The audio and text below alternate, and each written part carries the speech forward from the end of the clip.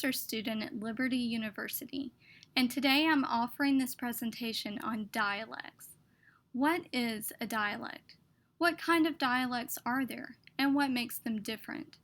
How can teachers use their knowledge of linguistics in the classroom when they encounter various dialects? I'll answer each of these questions throughout the presentation. But before we begin, I just want to note that this presentation is by no means exhaustive. This is merely intended to introduce the topic so that teachers can gain some knowledge and ideas about how to effectively teach in the classroom. I hope you enjoy. First of all, what is a dialect? Basically, a dialect is a unique version or variety of a language that is governed by linguistic rules, just like the parent language from which it derives. In other words, American English is a variety of English that serves as an umbrella term for many other dialects of English.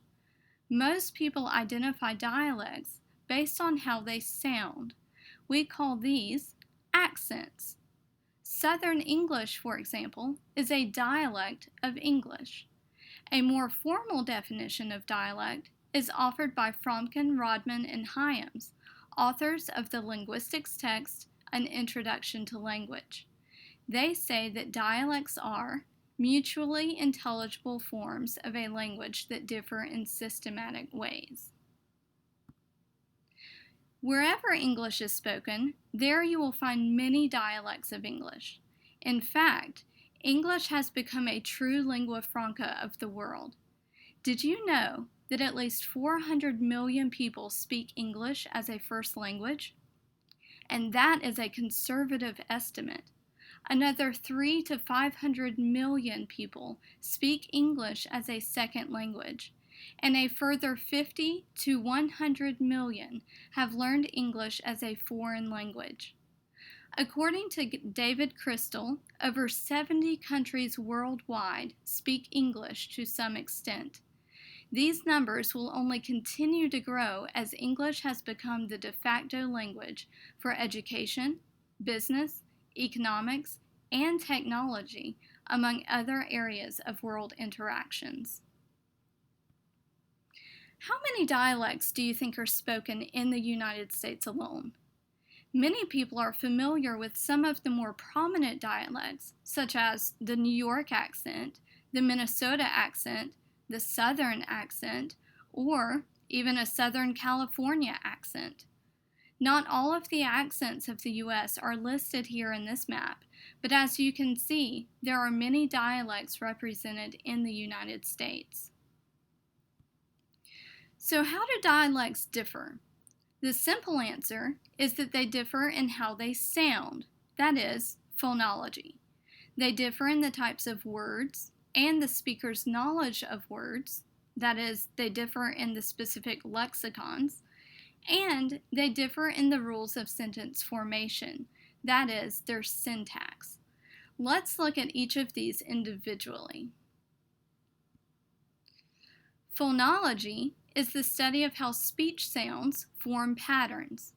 Listen to these two comedians paying special attention to how they sound when they speak.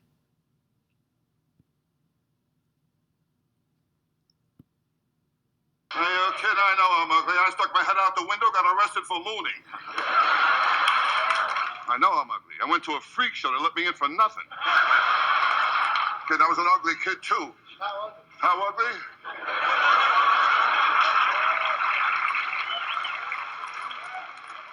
I was so ugly, my mother breastfed me through a straw. I'm ugly, I'm Tony, and my proctologist, he stuck his finger in my mouth. Looks don't mean nothing, man. I got a niece, an ugly girl. She got married. She's happy. She married an ugly guy. Right. Today they got two very ugly kids. Ugly kids, yes. In fact, they're all so ugly in a family album. They only keep the negatives. This girl was fat and ugly. Ooh, she ugly. Ugly. How ugly? I took her to the beach. They asked me what I used for bait.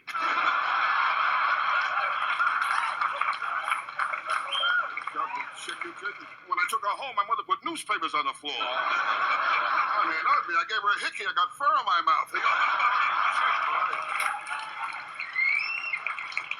I was an ugly kid, too. I had plenty of pimples. One day I fell asleep in the library. I woke up, a blind man was reading my face. Wait, I mean ugly.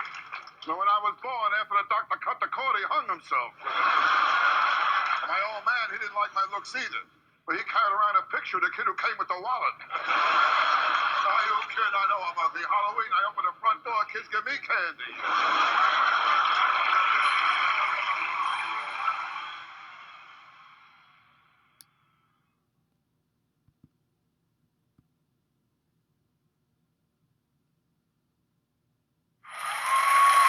All right, you know they're not going to leave unless you do some You Might Be a Redneck.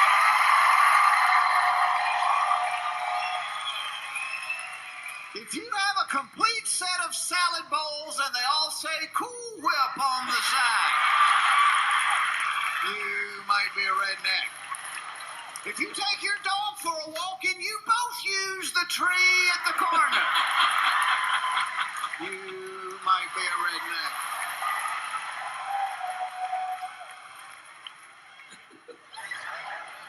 If your wife says she's game and you shoot her, you might be a redneck. If your panty lines can be seen from aerial photographs, you might be a redneck. If you've ever been accused of lying through your tooth, you might be a redneck. If your dog passes gas and you claim it, you might be a redneck. If you've ever used your ironing board as a buffet table. My mother-in-law in New Orleans, by the way. Hey, speaking of family, and you know mine, ain't a whole lot of reading going on in that house. Maybe no trespassing signs, but that's about it. Well, they love to hunt. Did your mama get the new linoleum, by the way? That was tears of joy that day. Wouldn't let us walk on it with shoes. We thought we was Chinese. You take shoes off. You take shoes off. Don't take shoes off. Don't walk on linoleum. I actually witnessed this with my family at a funeral.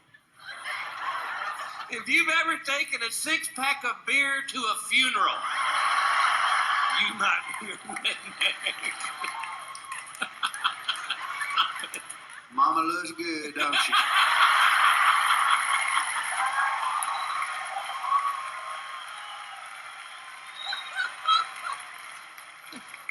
That ain't Mama.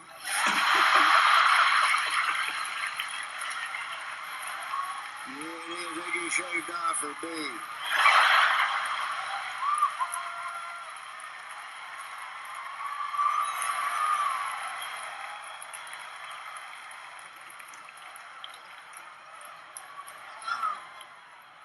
Where Bill's family's from, they got that show Wheel of Fortune. It's a little different, though. The puzzle's already solved. They just got to spin the wheel and try to pronounce a phrase that's hanging out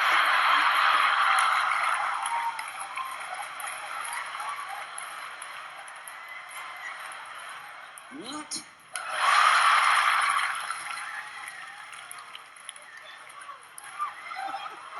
Whatever that show we used to do. We are the short bus of comedy, I will tell you that right now. If your wife has ever said, come move this transmission so I can take a bath, you might be a redneck. If your neighbors think you're a detective because a cop always brings you home, you might be a redneck. Oh, my God. If you think a quarter horse is that ride in front of Kmart, you might be a redneck. If you missed 5th grade graduation because you had jury duty, you might be a redneck.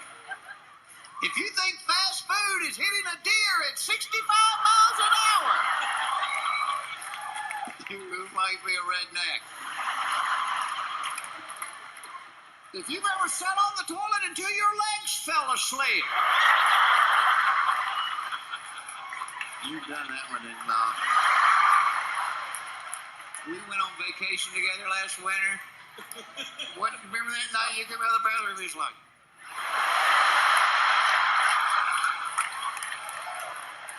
I was reading The Bridges of Madison County.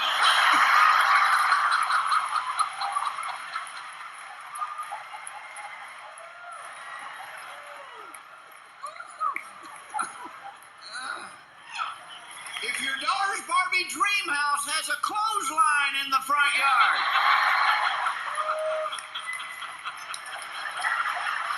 You might be a redneck. If an episode of Walker, Texas Ranger changed your life,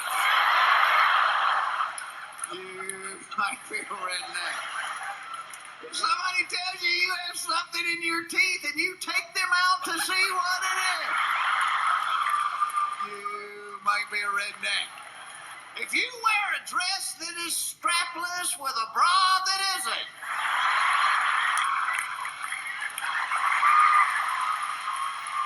you might be a redneck. If you've ever stared at a can of orange juice because it said concentrate, you might be a redneck. God bless y'all. Thank you for coming in.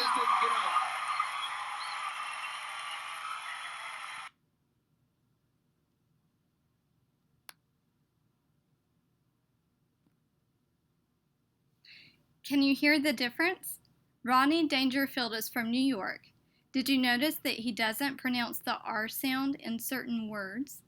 What about Jeff Foxworthy? Did you notice how his vowels sound different than Rodney Dangerfield's?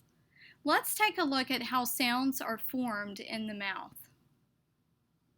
These are the articulators, or parts of the vocal system that allow humans to produce sound.